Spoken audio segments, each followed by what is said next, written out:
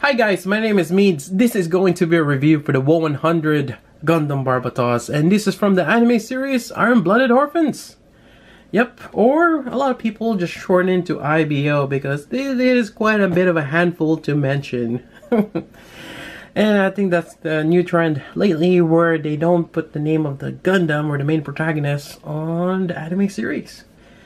Yeah, could cause some confusion to people. Yep. Anyways, this is a really interesting kit. I got mine from Tatsu Hobby. I'll provide the link down below if you are interested. And in particular, 100 is usually associated with the mass grade. Now, for those who are not too familiar with the scale and the grades, basically the master grade has more parts and more details as compared to the 144 high grades. Yep. So a 100, which means they're a little bit bigger than your 144, you know, in terms of scaling. But if they have the same kind of like part count or detail-wise as a high grade, they're called the no grades, you know, early back. But this is a little different. And I'm just probably going to call them the 100 IBO kits because it's a whole new thing. They have an inner frame, a lot more details, which we'll go over. And quite nice. And just another disclaimer on this review, I have yet to catch up with the anime. So things I share on this one is a bit limited. I have yet to rewatch the whole series or start from the beginning. I kind of stopped at 8 for some weird reason. I didn't continue watching the series. Maybe I'm just kind of want to wait to get more of the series going on before just watching through all of it. But I think it's season 1 is almost over, so maybe a best time now to catch up. Anyways, that's about that. I got the box art here. Really cool. I already collapsed it. Save space. Here we go. And just looking over here, I'll show you on the other side here. This is retailed at 2,500 yen right here. And so that's actually relatively cheap. We're looking at around $30 here in US. So for a 100 scale for 30 bucks, I think no grids before are around that price point, 30 to 40 bucks, depending on which one you're getting. That's a really good deal. Like their high grade counterparts, they're really cheap too. They're around $10 price point for the high grade Barbatos. So that's really cool that they've lowered the price or find no means to make the kits cheaper, make it readily available for us. Anyways, that's it for the introduction. Let's take a look at the kit. Alright, I have the kit here and it looks great. This has no paint, no panel lines, no stickers at all. This is basically what it comes out of the box. And just looking at it, it has a really good color separation in terms of the parts. Really nice. And obviously if I added those little details here and there, the stickers, maybe panel lines, it will even stand out more. So really cool kit. Now this is a 100. If I have my ruler here, which I got here, it stands about 7 and almost a half in terms of the from toe to head, or head to toe. So it's a tall kit. Again, this is the 100 scale. I really like this. Now a few cool gimmicks that they've incorporated on this one is the piston, which I want to go over right now. Here on the hips, you can actually extend it. It's a little piston that goes inside another. And before I pop this here, so it's a really cool gimmick, and as you shift the waist here, you can see the piston moving. I think there is, well, this one is not quite a piston, it's just sticking out here, but it kind of does look like in a certain angle. And I think there's another one here on the back, but that's a false piston. But I think the only one that really works is the one here on the hips, which is cool. I like how they've designed that. Moving on, in terms of articulation, you have the neck here. And I just pop off the VIF in here. There's actually a separate piece here. This is when you don't have the outer frame. So when you have the inner frame, you have this little guy here, and as well as one thing I really like about this is you can see the eyes there. That's a separate green piece that goes inside. You don't have to use stickers at all. So that's really good to have. And here we go. We'll just cannon here. Yeah, you got this really huge cannon. And I'm trying to put this back on here. There we go. We'll go over on that one in a bit. So that's the part there for the neck. And I keep popping off stuff. Oh, jeez. So we got the shoulder here. You can get that on. Well, another idea for the 100 IBO kit is that you can interchange them, especially later on when you have the other kits. And I think part of the game, or not game, but part of the anime is he's able to salvage some of the armor and weapons from the other units, like Greys, yeah, the Gushin, and among other things, which again I have to catch up on the anime to remember the names. But yeah, really cool. So again, you can yeah, swap them out, and we have the shoulder joint here. We have the swivel here. It's actually a C-clip there. It connects this here. You got the swivel here on the bicep. The elbow bend. There we go. So again, you got this kind of like a piston here, but it does not move. It's just there for design. You got your wrist joint here. And yeah. And it does have an inner frame. You can remove all these panels here. And actually, when I saw in the Grey's manual, you can put some of the extra armor to replace this, basically. So that's a really cool gimmick that they have. And what else we got here? I think there's some kind of shifting. I have to go back to the instruction, but there's probably something on the torso. I'm just actually kind of doing like a blind review here. Anyway, so we already talked about the waist. It's fairly good waist articulation. You do have a fairly good enough. It doesn't swivel as much, but yeah, it does its job. You have the skirt here. It's on a clip on the side here, as well as the front skirt here. I can't remember if I have to separate this, because sometimes it's one of those that you can cut in the middle and you can separate. But as you can see, you can do that if that is the case. Then you have this tie joint that is swivelable in that center part. So you can move this. And you got fairly good articulation over there. Get your leg. And it's a really weird knee. It's a small the gray piece there is really small, but you have this giant knee part here. Yeah. But anyways, that's that knee part. And let me put this back here.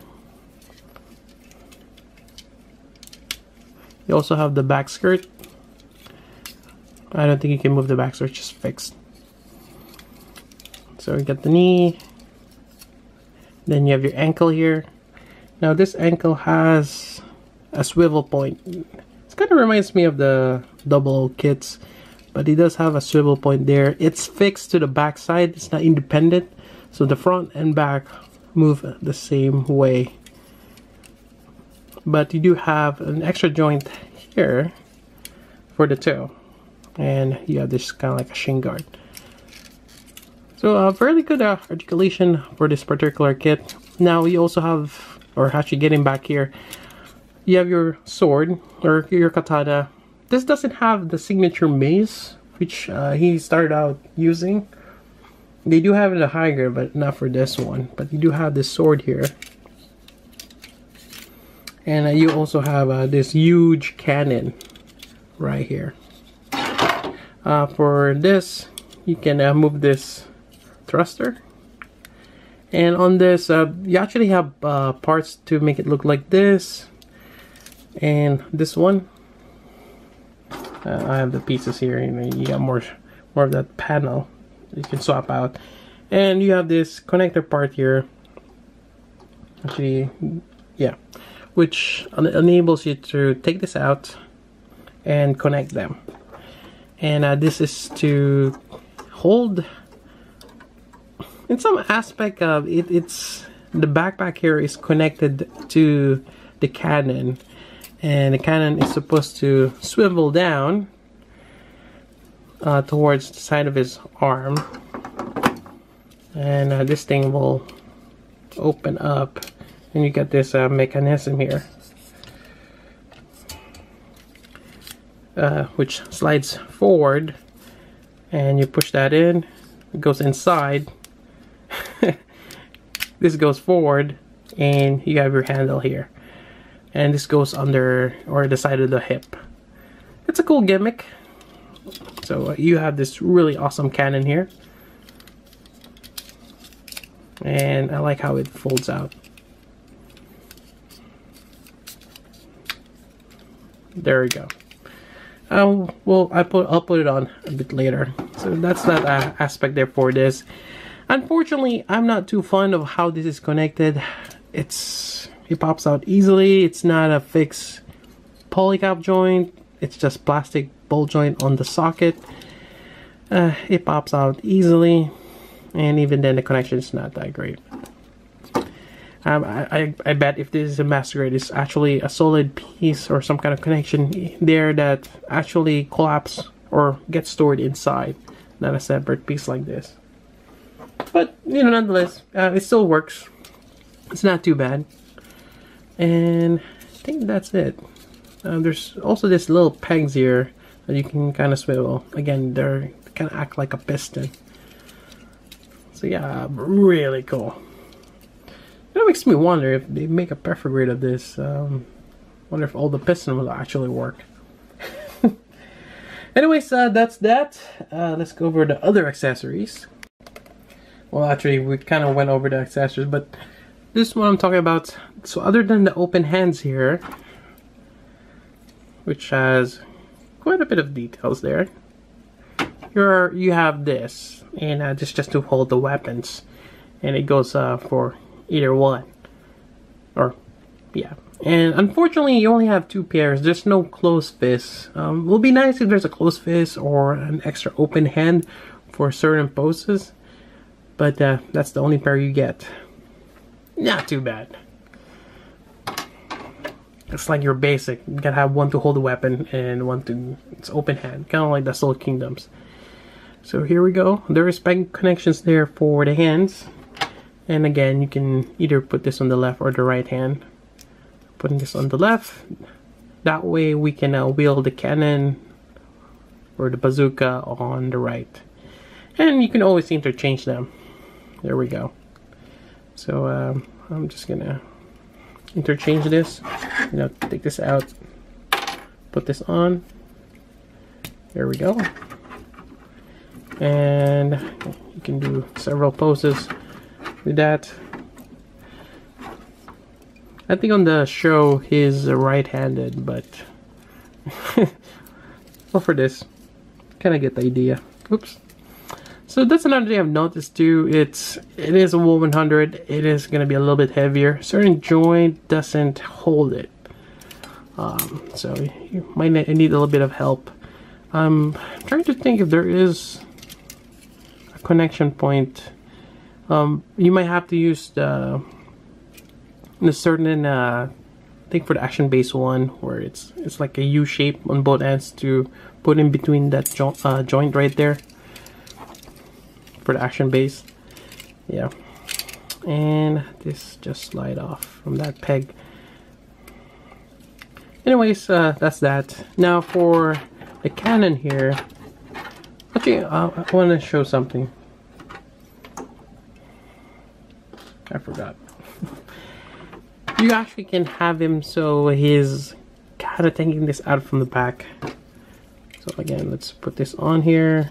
And maybe flip this up. Have it on this pose.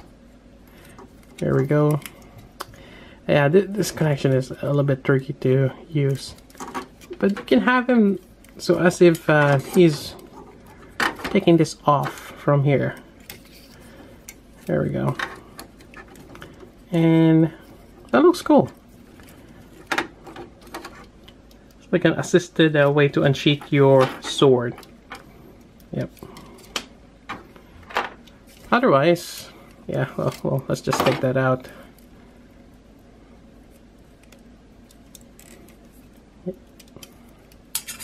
So we got that sword there. And the cannon. Yeah, the cannon, it's a little bit tricky getting this to stay. Where is that handle? There we go. So again, it's your typical... I really wish they changed this design. It's... Sometimes it works, it stays, sometimes it does not. And even you have the peg connection here, it does not stay sometimes. I think Firearms has a different style where this front part of the handle is connected this way. That kind of works half the time as well. So I don't think they have, or they've perfected it. Other than you have the posable hands, but even then those posable hands is quite fragile on their own. So maybe there's no other way to do it for now. Anyways, put this handle on.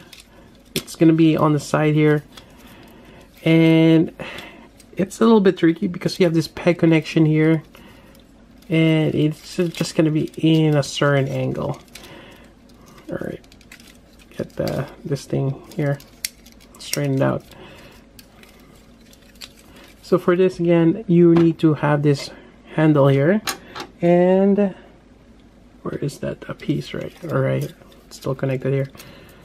So you're gonna have this connected. There we go. And you're gonna try to get this thing connected to each other. It's not the best connection, but that's how it's supposed to. Kind of support the back side of the cannon. Yeah, not too bad. There you go. You have him fully weaponized. Yeah, looks great. And there we go. That's pretty much it for the 100 Gundam Barbatos. It's a really nice kit. I really like it. I mean, there is a few flaws, and one of which I've mentioned is this one here. And it is a 1/100. Now, the 1/100, I should have talked about this early on, but some people prefer just build the 1/100. They like the master grade in terms of the size and details, and this kind of gives this an opportunity for those who only collect 1/100 scale. And on that same note, you know, certain parts, joint, you cannot hold it like this. It's, on a high grade, it will keep that pose, but for this, it's just heavy. Certain parts, it's gonna be heavy, and you know, there's a trade-off. It's always gonna be a trade-off, and definitely it's best to have an action-based one for this. If you want to do some dynamic pose, definitely you need a base. Anyways, that's pretty much it for this review. Hope you guys like it. Again, I got my from Tatsu Hobby. And yeah, so until then, this is Meads. Thanks for watching.